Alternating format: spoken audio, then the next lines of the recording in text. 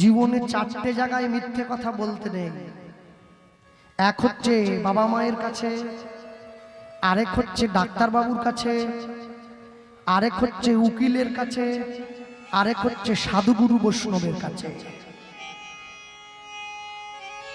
তুই যদি আমাকে সত্যি সত্যি বলে থাকিস তুই আমার নিয়মে ভিক্ষা করলি, তাহলে আমার মন্দিরের ভগবান সেবা করলো না কিসের জন্য? এইবারে কিন্তু প্রেমানন্দের মনে একটু অনুশোচনা হয়েছে। কেন? প্রেমানন্দ মনে মনে ভাবছে, আমি তাহলে আমার গুরুদেবকে ঠকাইনি, আমি ভগবানকে ঠকাচ্ছি। কাঁদালে কাঁদিতে হয় এ কথাটা মিথ্যা নয়, ঠিক তেমনি ঠকালেও ঠকিতে হয় এটাও জেনে